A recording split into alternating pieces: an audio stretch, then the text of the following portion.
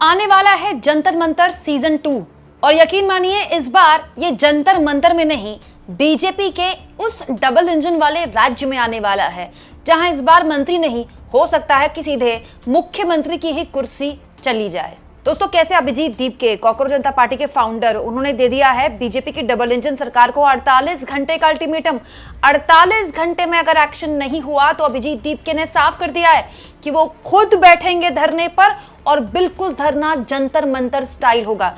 कैसे बीजेपी की एक डबल इंजन सरकार के मंत्री का देश के युवाओं पर मजाक उड़ाना, उनको अश्लील कहना पूरी की पूरी डबल इंजन सरकार को महंगा पड़ सकता है। यह अगले कुछ मिनटों में मैं आपको बताने वाली हूं। होता क्या है दोस्तों, जब कोई भी केंद्र की सरकार शेक होती है ना, हिलती है, तो उसकी जो राज्य सरकारें हैं वो भी शेक होती है। इस वक्त बीजेपी के साथ यही हो रहा है। केंद्र की मोदी सरकार जंतर मंतर एपिसोड के बाद अब तक खुद को संभाल नहीं पाई और बैक टू बैक गलतियां कर रही है। बैक टू बैक जो गलतियां वो नहीं करती है, मतलब जो गलतियां अवॉइड की जा सकती थी वो भी कर रही है। एग्जैक्टली यही बीजेपी की डबल इंजन सरकारें कर रही हैं और उनमें से अव्वल है राजस्थान। राजस्थान की सरकार ने तो मानो उड़ता तीर ले लिया है और ये काम राजस्थान सरकार के शिक्षा मंत्री मदन दिलावर कर रहे हैं। दोस्तों, कल मैं आपको इस वीडियो में दिखा चुकी हूं कि कैसे आशुतोष रांका राजस्थान के एक स्कूल में गए। वो स्कूल जो है तबेले में चल रहा था, भैंसों के तबेले में। इतनी बुरी हालत थी उस स्कूल की। दोस्तों, आप जानते हैं राजस्थान सहित देश के अलग अलग हिस्सों में सीजेपी स्कूल ठीक करो अभियान के तहत जा रही है। तो यहाँ आशुतोष रांका गए तो वहां जो स्थानीय लोग थे उनके साथ उनकी मारपीट हो गई। बकायदा ये वीडियो आशुतोष ने शेयर किया जिसमें शांतिपूर्ण तरीके से वो लोग जा रहे हैं और सामने से लोग आ रहे हैं, उनके साथ मीडिया के लोग हैं और दे दनादन उनकी पिटाई की गई। दोस्तों, उनके साथ एक महिला वॉलंटियर भी थी, उनके साथ भी गलत तरीके से उनके साथ मारपीट की गई पुरुषों द्वारा।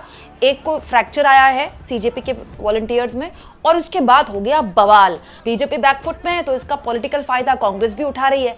लेकिन सबसे ज्यादा चिंता की बात बीजेपी के लिए जानते कौन है? ऐसे बयानवीर मंत्री, शिक्षा मंत्री मदन दिलावर बकायदा लोगों की पीठ थपथपा रहे हैं। बहुत बढ़िया काम किया कि सीजेपी के लोगों को ऐसे भगाया। क्यों? क्योंकि जो जंतर मंतर पे इन लोगों ने अश्लीलता फैलाई, ये अश्लीलता ये राजस्थान में फैलाना चाहते हैं। क्योंकि जंतर मंतर में जिस प्रकार का गड़बड़ किया था इन्होंने और जिस प्रकार से वहां पर अश्लील एक वातावरण बनाया था, वो सब टीवी पर मीडिया पर सबने देखा है और उस प्रकार का वातावरण ये राजस्थान भर में पैदा करना चाहते हैं। तो राजस्थान की जनता जागरूक हो गई है। उनके बच्चों को की शिक्षा में व्यवधान पैदा करना कौन बर्दाश्त करेगा? और इसलिए उन्होंने आज विरोध किया है और जैसा मेरे को जानकारी मिली कि जबरदस्त विरोध किया है। इन्होंने को घुसने नहीं दिया।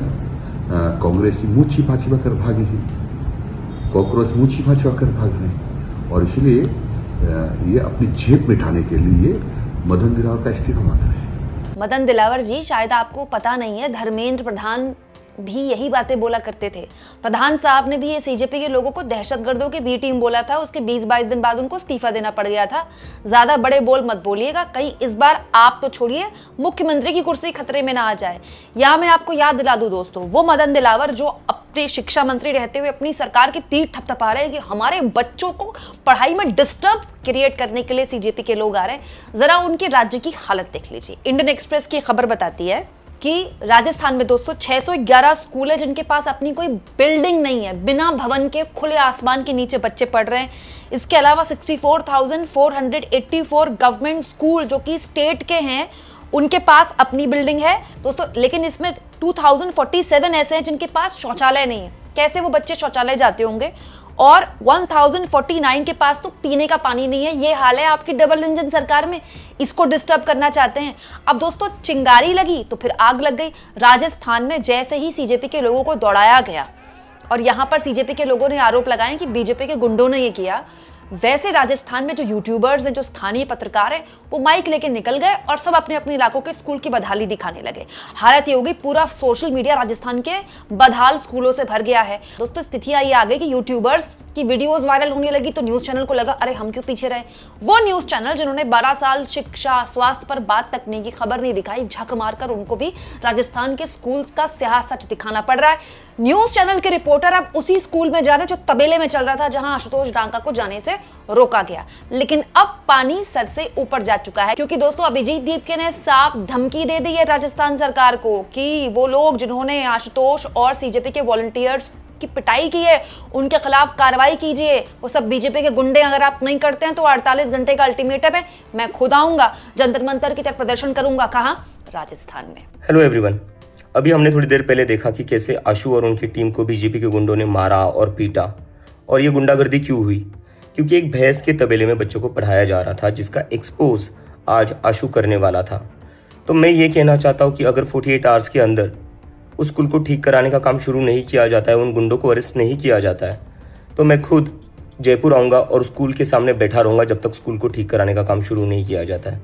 और आप सभी लोगों से भी मैं रिक्वेस्ट करता हूँ, अगर ये लोग हमारी बात नहीं मानते तो आप सभी लोग आइए जयपुर, और हम जयपुर में वैसे ही बैठेंगे जैसे हम जंतर मंतर पर बैठे हुए थे और पीछे नहीं हटेंगे। और इसके साथ जो सर्कुलर निकाला है जिसमें लिखा गया है कि कोई भी टूटी हुई स्कूल्स का फोटो ना निकाले, वीडियो ना निकाले, उस सर्कुलर को वापस लिया जाए। और बीजेपी वालों से मैं खास करके कहना चाहता हूँ, हम पर चाहे जितने अटैक कर लो, चाहे जितने हमले कर लो, लेकिन हम पीछे नहीं हटेंगे। We are not going to back off. School तो हम ठीक करा कर ही रहेंगे। Thank you. मैं आपको याद दिला दूं दोस्तों, राजस्थान में जब से पर्ची वाले मुख्यमंत्री भजन लाल जी को मुख्यमंत्री बनाया गया, तब से भजन लाल जी को लेकर बहुत शिकायतें आ रही है। वैसे शिकायतें तो मध्य प्रदेश के मुख्यमंत्री को लेकर भी आ रही हैं, क्योंकि यूपी चुनाव है और सारा खेल चुनाव में जाति के आधार पर पड़ने वाले वोट पे होता है, इसीलिए फिलहाल तो उनकी कुर्सी सेफ है। लेकिन जो राजस्थान के मुख्यमंत्री भजन लाल जी, उनको लेकर काफ़ी शिकायतें आ रही है और केंद्र आला कमान जो है थोड़ा मायूस भी है कि इन पर इतना विश्वास किया और ये ना तो पार्टी ठीक से संभाल पा रहे, ना सरकार ठीक से संभाल पा रहे। ऊपर से ये सीजेपी आउट ऑफ सिलेबस आ गई है, सारे राज्य सरकारों के लिए आ गई। हालांकि सारे राज्य सरकारों के लिए, कांग्रेस की सरकारों के लिए भी है, लेकिन क्योंकि 22 राज्यों में एनडीए की सरकार है तो लेने के देने तो आप ही को पड़ेंगे। दोस्तों ये वही मदन दिलावर हैं जिन्होंने अपने स्कूलों में कैमरेज की प्रतिबंध कर दिया है, क्योंकि आशुतोष डांका खुद भी राजस्थान से आते, तो वो अलग अलग स्कूलों में जाते, सीजेपी के बाकी वॉलंटियर्स जाते, तो राजस्थान सरकार ने ऐलान कर दिया, सबसे पहले राजस्थान में ही हुआ, बाद में यूपी में भी हो गया, कि कोई भी कैमरे लेके नहीं जाएगा, कोई भी मोबाइल रिकॉर्डिंग वहाँ अलाउड नहीं होगी। अब कांग्रेस को तो बैठे बिठाए मौका मिल गया, वो तो विपक्ष में है। कांग्रेस के नेता और एलओपी विधानसभा के टीकाराम जूली ने कहा कि ये तो ढक्कन कानून है, तो उनको वापस लेना पड़ेगा, ये कोई कानून है। आपने जनता को गुमराह किया, आपने बच्चों को ड्रेस देने का वादा किया, वो तक नहीं कर पाए। आपने पहले साल में शिक्षक लगाने का वादा किया, वो शिक्षक नहीं लगा पाए। आपने बच्चों को साइकिल देने का वादा किया, पूरा नहीं कर पाए। क्यों गुमराह कर रहे हो जनता को? आपकी सच्चाई उजागर नहीं हो जाए, बीजेपी के पाप बाहर नहीं आ जाए, इसलिए एक ढक्कन कानून लेके आ गए उस पापों को ढकने के लिए कि कोई स्कूल के अंदर नहीं जाएगा। और देखिए, अति देखिए इस सरकार की कि जो कोई अगर स्कूलों की दुर्दशा दिखाएगा उस पर पोस्को का केस दर्ज कर देंगे, उसको आईटी एक्ट में फंसा देंगे, उसको राजकार्य के बाधा में फंसा देंगे। ऐसा काला कानून ये लेके आए हैं, ये ढक्कन कानून है, ये कानून भी वापस लेना पड़ेगा। और जिस प्रकार से हिंसा ये लोग कर रहे हैं, बच्चों के साथ जो मारपीट गई है, ये गलत बात है। अब दोस्तों आशुतोष डांका जिनके साथ मारपीट की गई, जिन्होंने बकायदा आरोप लगाए कि बीजेपी के गुंडे थे वो लोग, उनका ये भी आरोप है कि 15 पुलिस वाले जो हैं प्रतापनगर पुलिस स्टेशन के, वो उनके वॉलंटियर के घर के बाहर खड़े हैं और मेरे वो नेबर भी हो सकते हैं, मतलब पड़ोसी भी हो सकते हैं, और वो मेरे बारे में पता कर रहे हैं और राजस्थान पुलिस को वो टैग करके कह रहे हैं कि आपका स्वागत है, आप मेरे घर आ जाइए और चाहें तो आप मुझे अरेस्ट भी कर सकते हैं। अब दोस्तों ऐसे लोगों को कोई क्या डराएगा जो अरेस्ट होने से नहीं डरते, जो पिटने से नहीं डरते, जो खुद पर केसेस होने से नहीं डरते। और है क्या ये सब कुछ जंतर मंतर में आशुतोष और ये सौरभ दास या अभिजीत दीपके देख चुके हैं करके, तो ये हो गए अभ्यस्त। जंतर मंतर ने इनको कर दिया ट्रेन, और ये सारी ट्रेनिंग जो है अलग अलग राज्यों में अपना रहे हैं। अभिजीत दीपके महाराष्ट्र में यही काम कर रहे हैं, आशुतोष ये काम राजस्थान में कर रहे हैं, सौरभ ये काम दिल्ली में कर रहे हैं। और बीजेपी का बैड लक इतना खराब है कि सारे राज्यों में इसकी सरकार है। ये स्थितियां जो हैं किसी भी हाल में बीजेपी के लिए ठीक नहीं है। और ये जो मदन दिलावर टाइप के नेता हैं, ये इस तरह के बयान देकर अपने आप को और अपनी सरकार को और फंसा रहे हैं। अब 48 घंटे का अल्टीमेटम है, या तो सरकार उन लोगों पर एक्शन ले ले जिन्होंने मारपीट की, तो सस्ते में निपट जाएगी राजस्थान सरकार। नहीं तो अगर जंतर मंतर की तरह आंदोलन राजस्थान में हो गया तो मामला स्कूल से निकलकर हॉस्पिटल तक जाएगा, फिर मामला सड़कों की बदहाल व्यवस्था पर जाएगा, और फिर सीएम की कुर्सी जो पहले से ही खतरे में थी और हिलने लगेगी। आपको क्या लगता है दोस्तों? कमेंट बॉक्स में जरूर लिखें।